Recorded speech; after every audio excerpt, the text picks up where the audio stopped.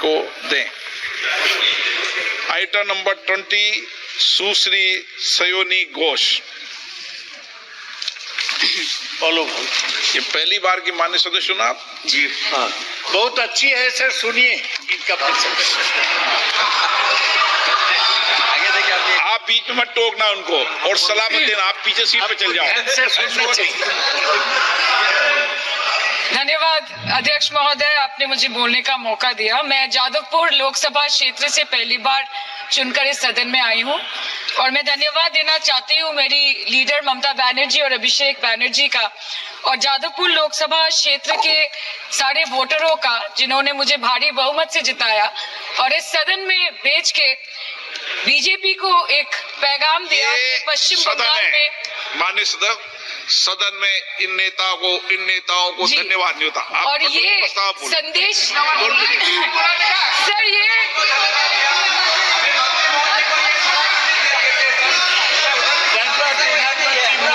Sir okay sir, no problem sir. Sir मैं धन्यवाद देना चाहती हूँ जादवपुर लोकसभा क्षेत्र के लोगों का, जिन्होंने मुझे भारी बहुमत से यहाँ पे जिता के भेजा और ये पैगाम दिया कि पश्चिम बंगाल में नफरत की रणनीति और धोखेबाजी की राजनीति नहीं चलेगी। अध्यक्ष महोदय, मैं उम्मीद करूंगी कि आज आप मुझे पूरा बोलने का मौका दें, क्योंकि हाल ही में हुए नीति आयोग की जो मीटिंग हुई थी, वहां पे हमारी माननीय मुख्यमंत्री, जो देश की एकमात्र महिला मुख्यमंत्री भी है, उनका माइक बीच राह में ऑफ कर दिया गया था। वो बंगाल के अरे अभी तो शुरुआत है, ये तो ट्रेलर है, पिक्चर बाकी है। अध्यक्ष महोदय, मैं आपसे ये बोलना चाहती हूँ कि वो बंगाल के हक के लिए यहाँ पे सवाल उठाने आई थी, वो बंगाल के लोगों की बात रखने यहाँ पे आई थी, लेकिन उनका माइक ऑफ कर दिया गया। आपके माध्यम से मैं सदन में उपस्थित वहाँ जो बैठे हैं माननीय सदस्य, कोई भी घटना को सर एक लाइन अपन डिलीट करेंगे सर, एक लाइन सर मैं यही बताना चाहती हूँ कि बंगाल के लोगों का, आगे जाके बंगाल के लोग आपके पार्टी की माइक ऑफ कर देंगे। बस एक चुनाव बाकी है, आप देख लीजिएगा। Sir, all India Trinamool Congress इस सदन और इस देश का थर्ड लार्जेस्ट ऑपोजिशन पार्टी है और हम आपसे धन्यवाद हम आपको देते हैं कि आपने हमको रेलवे, स्वास्थ्य, शिक्षा और आज ये पशुपालन जैसे महत्वपूर्ण विषय पे चर्चा करने का मौका दिया। लेकिन तृणमूल कांग्रेस आगे जाके देश के हर महत्वपूर्ण मुद्दे पे बात करेगा, चाहे वो चीन का अनैतिक रूप से इस देश में प्रवेश हो या वो 700 से ऊपर आंदोलन जीवी किसानों की। माननीय सदस्य, आप पहली बार बोल रही हैं, मैं आपको हस्तक्षेप नहीं करना चाहता, लेकिन जिस अनुदानों की मांगों पर चर्चा सर अभी आ रहे हैं, सर नीट के घोटाले से लेके जीएसटी के बोझ तक, एयरपोर्ट की छत टूट जाने से लेके रेल पटरी से छूट जाने तक, तृणमूल कांग्रेस के सदस्य, हर सांसद देश के हर गंभीर मुद्दे पर चर्चा करेंगे। बस यही आपको बोलना था। Respected sir, Mahamati Manush is the Magna Carta of the governance of West Bengal and our party, and I feel truly honored that today I've been given the opportunity to talk on a ministry which is intrinsic to the Mahamati Manush of the country. हमारे किसान अपनी मवेशी को, अपनी फसल को माँ की तरह पूछते हैं, जिस खेत में वो हल चलाते हैं उस जमीन को नमन करते हैं। But does this major sector get support from the government? Sir, Indian agriculture supplies around 58% of India's livelihood and is a principal source of income for half of the population, accounting for 17 to 18% of the country's GDP. 70% of India's rural poor depend on livestock and farm animals. But does this sector get what it deserves?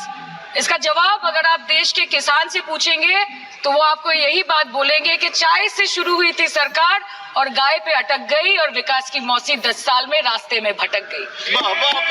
Sir, exorbitantly high cost of cattle and poultry feed under the mismanagement of this sector by the current government and wholesale fodder inflation hovering between 25% to 28.6% in the last 2 to 3 years, it is a 9-year high. Sir, किसान खुद क्या खाएंगे? अपने परिवार के लोगों का खिलाएंगे? अपनी गाय, भैंस, भेड़, बकरी को क्या खिलाएंगे? सर ऐसे ही वारदात होते हैं जहां गरीबी से जूझता हुआ एक किसान उसको अपनी गाय भेड़ बकरी को बेचने में मजबूर करते हैं और अंत में जाके वो अपनी खुद की जान ले लेते हैं। सर पिछले 10 सालों में 1,12,000 किसानों ने इस देश में आत्महत्या की। एनसीआरबी की एक रिपोर्ट के अनुसार 10 साल में हर दिन इस देश में एवरेज में 30 किसान हर दिन अपनी जान ले लेते हैं। सर इस देश के लोगों का यही है किस्सा कि जिसको जिताया वो राजा की तरह जाएगा और जिन्होंने जिताया वो फकीर की तरह। सर ये बहुत गौरक्षा की भी बातें करते हैं।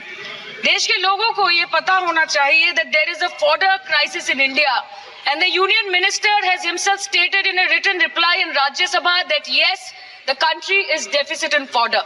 So it means that cows are dying without food in government-owned goshalas, especially the BJP-ruled state. 74,000 cattle had died at Panjrapols in Sundarnagar and Banaskantha district of Gujarat in the last 3 years. 200 cows were found dead in Madhya Pradesh's Shivpuri district. 173 cows allegedly died in a week in Chhattisgarh and 74,016 cows had died in Hingonia Goshala in Jaipur during the previous BJP government in Rajasthan. तो sir पहले खाना ही नहीं मिला, fodder crisis, फिर मिल भी जाए तो इतना महंगा कि किसान खरीद ही नहीं पा रहा है, फॉडर इन्फ्लेशन, और सर खाना मिल भी जाए तो पशुओं की बीमारी। उससे मुकाबला करने के लिए इस सरकार ने क्या किया? The Parliamentary Standing Committee on Agriculture, Animal Husbandry and Food Processing presented its report which stated that 32.7 lakh cattle were infected by the viral lumpy skin disease across several states and a whopping 2.4 lakh cattle died within months. ये बोलते हैं कि गाय हमारी माता है पर माँ की रक्षा करना इन्हें नहीं आता है। अध्यक्ष महोदय, हम सब जानते हैं कि इस मिनिस्ट्री के अंतर्गत डेयरी भी आता है और भारत इस पूरी दुनिया में दूध के उत्पादन में नंबर 1 है, contributing to almost 24.46% of global milk production. But since the government has not been able to bridge the gap between demand and supply, it has successfully turned the country from being the largest producer of milk to an importer of milk. In the last 10 years, due to the stagnation in milk production, the gains of white revolution has been systematically whitewashed. The dairy farmers are forced to throw buckets of milk on the highway protesting against meager remuneration for their produce. And the price of milk, on the other hand, has increased by a massive 55% in the past 10 years. It was rupees 36 per litre in 2014 and now rupees 56 per litre in 2024. When this government came to power, the first thing the milk producing companies regulated by it did was to increase the price of milk by rupees 2 per litre. This was their revenge on the people of India for not providing a majority to the BJP.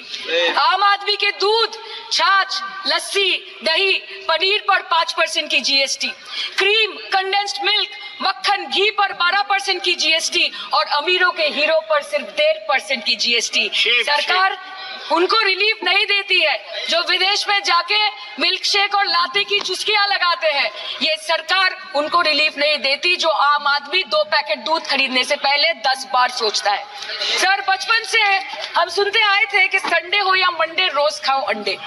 India rank 2nd in egg production in the world और अंडे का फंडा यही है sir कि भारत के बच्चों के किस्मत में महीने में एक अंडा नहीं मिलता। मिड डे मील के चलते हफ्ते में अगर एक आध अंडा मिल भी रहा था तो कहीं धर्म के नाम पे तो कहीं महंगाई के चलते उसे बंद करने की मांग उठ रही है।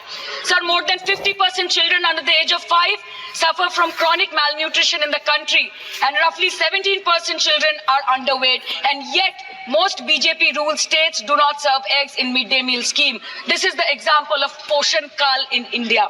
सर अंत पे आते हैं मच्छी पे।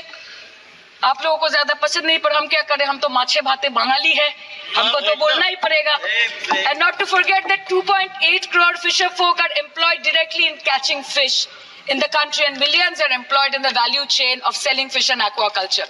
India stands 3rd in the world in the terms of fish production, contributing to 8% of global fish production and investment in areas such as help groups in the South Chobbish Pargona.